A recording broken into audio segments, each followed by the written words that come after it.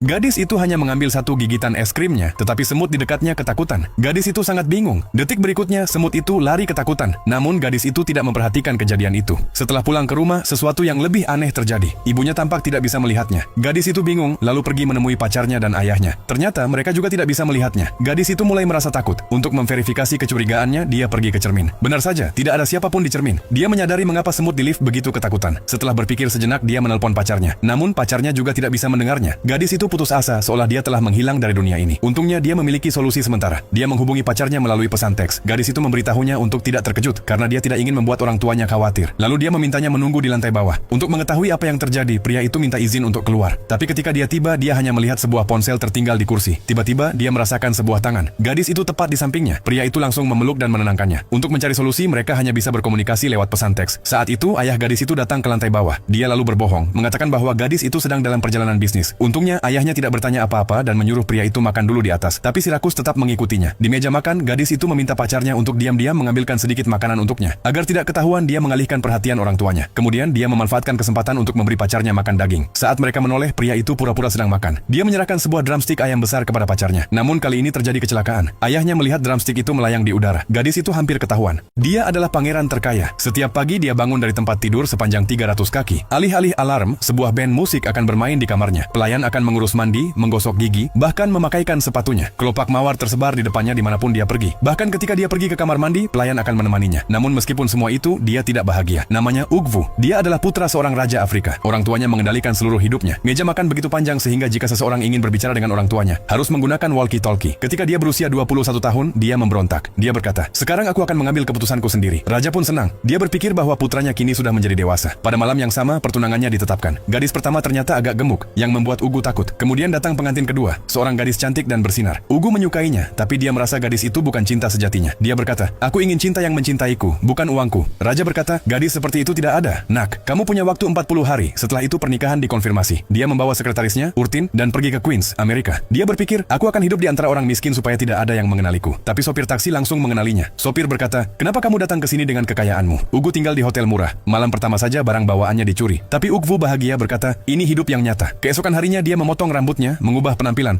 dan memulai pencarian cinta. Dia pergi ke bar. Dia bertemu banyak gadis, tapi tak ada satupun yang tulus dari hati. Seorang tukang cukur berkata, "Gadis baik tidak ditemukan di bar. Mereka ada di gereja dan perpustakaan." Ugu pergi ke gereja. Di sana dia melihat Lisa. Dia sangat terkesan dengan Lisa sampai dia mengambil pekerjaan membersihkan lantai di restoran hanya agar dekat dengan Lisa. Tapi Lisa sudah bertunangan dengan seorang pemuda kaya bernama Yongchong. Ugu diam-diam memberi Lisa cincin berlian yang berharga. Tapi Lisa mengira hadiah itu dari Yongchong. Ugu pun sedikit khawatir. Suatu hari restoran itu dirampok. Yongchong bersembunyi karena takut. Tapi Ugu dengan berani menangkap perampok itu. Lisa sangat terkesan dengan keberaniannya. Sore harinya, pemilik restoran mengundang Ugu ke rumahnya. Tapi Ugu datang untuk bekerja sebagai pelayan. Di sana dia mengetahui bahwa Lisa akan bertunangan malam itu juga dengan Yongchong. Lisa sendiri tidak tahu hal ini. Dia membatalkan pertunangan itu dengan marah. Ugu kemudian membuka hatinya dan menceritakan segalanya kepada Lisa. Dia berkata, "Aku seorang petani miskin, tapi aku benar-benar mencintaimu." Lisa tidak peduli dengan kekayaannya. Dia menyukai Ugu, tapi ayahnya berkata, "Aku akan menikahkanmu dengan seseorang yang punya uang." Dan pernikahan yang ditetapkan hanya boleh dengan gadis muda. Kemudian datang hari ke-40. Identitas asli Ugu terungkap kepada semua orang. Ternyata dia adalah pangeran Afrika. Ayahnya sendiri datang menjemputnya. Lisa terkejut. Dia berkata, "Ternyata kamu pembohong." Ugu berkata, "Kalau kamu tidak menginginkan uangku, aku siap meninggalkan segalanya." Tapi Lisa tetap menjaga jarak darinya. Raja, karena terpaksa, menetapkan pernikahan Ugu dengan gadis kulit hitam yang sama. Tapi ketika pernikahan berlangsung dan kerudung diangkat, gadis itu ternyata adalah Lisa sendiri. Seorang rekrutan baru melepas jaketnya untuk bersiap menghadapi pemeriksaan fisik masuk militer. Tak disangka, seorang pria lain melihat tato di punggungnya. Menurut aturan, orang yang memiliki tato tidak bisa lulus penilaian masuk militer. Segera pria itu pergi memberitahu instruktur tentang hal ini. Saat itu rekrutan baru merasa sangat cemas karena menjadi tentara pasukan khusus super selalu menjadi mimpinya. Tiba-tiba sebuah ide muncul di benaknya. Dia membawa rekannya ke kamar mandi, lalu mengeluarkan sepotong kecil besi dari korek api. Ia ingin rekannya membantu mengikis tato itu dengan besi tersebut. Namun rekannya begitu ketakutan melihat tindakan ini hingga tubuhnya gemetar. Demi bisa lulus penilaian masuk militer dengan lancar, rekrutan baru sama sekali tidak peduli pada rasa sakit di tubuhnya. Di bawah dorongan terus-menerus dari rekrutan baru, rekannya menutup mata dan bersiap melakukannya. Namun untuk pertama kalinya, dia tidak berani menggunakan tenaga sama sekali. Dengan putus asa, rekrutan baru harus mendesak rekannya lagi untuk menggunakan lebih banyak tenaga. Melihat ini, rekannya hanya bisa menggigit giginya dan membuat luka di tubuh rekrutan baru. Namun, tak disangka, rekannya pingsan begitu melihat darah. Adegan ini membuat rekrutan baru sangat bingung. Dengan putus asa, rekrutan baru harus tanpa ampun melakukannya sendiri. Tak lama kemudian, pria yang sebelumnya melihat tato datang bersama instruktur dan mereka segera mulai memeriksa punggung rekrutan baru. Namun ketika semua orang orang melihatnya, mereka semua terkejut karena tato di punggungnya telah berubah menjadi bekas luka. Kemudian rekrutan baru berbohong, mengatakan bahwa dia baru saja terjatuh dan menggores kulitnya. Saat rekrutan baru merasa puas, berpikir bahwa dia telah menipu instruktur, pemimpin regu melihat sekilas dan mengetahui bahwa luka di tubuhnya bukan dari jatuh. Rekrutan baru sadar bahwa rencananya telah terbongkar, jadi dia harus mengakui bahwa dia mengikis tato itu dengan besi kecil. Tak disangka, tindakan ini justru dipuji oleh pemimpin regu. Pemimpin regu menganggap semangat rekrutan baru yang rela mengorbankan diri demi mimpinya sangat cocok untuk menjadi seorang tentara. Jadi, pemimpin regu memutuskan untuk membuat pengecualian dan membiarkan rekrutan baru bergabung dengan militer. Namun tak disangka, tak lama setelah memasuki kamp militer, ia ditempatkan di grup yang sama dengan pria yang melaporkannya. Saat rekrutan baru melihat pria itu, matanya penuh kemarahan. Tak lama kemudian, rekrutan baru menemukan kesempatan untuk membalas dendam. Saat atasan sedang rapat dengan semua orang, rekrutan baru diam-diam mengikat tali sepatu pria itu ke bangku. Saat pria itu selesai berbicara dan hendak duduk, tiba-tiba dia jatuh dengan keras ke tanah. Adegan ini segera membuat rekrutan-rekrutan baru lainnya tertawa melihatnya. Pria yang marah itu segera berlari menuju rekrutan baru, dan mereka mulai berkelahi. Dan perilaku tak disiplin mereka juga membuat atasan marah. Pemimpin regu memutuskan bahwa dia harus memberi mereka pelajaran. Kemudian pemimpin regu melepas sabuknya. Ia mengikat tangan keduanya erat-erat dengan sabuk, dan ini menjadi pelajaran pertama yang diberikan pemimpin regu kepada mereka. Pelajaran itu adalah agar mereka belajar bagaimana menghormati dan peduli terhadap rekan seperjuangan. Selanjutnya, pemimpin regu memerintahkan mereka berlari sejauh 5 km sambil berpegangan tangan. Namun meski tangan mereka terikat bersama, keduanya tetap tidak menyukai satu sama lain.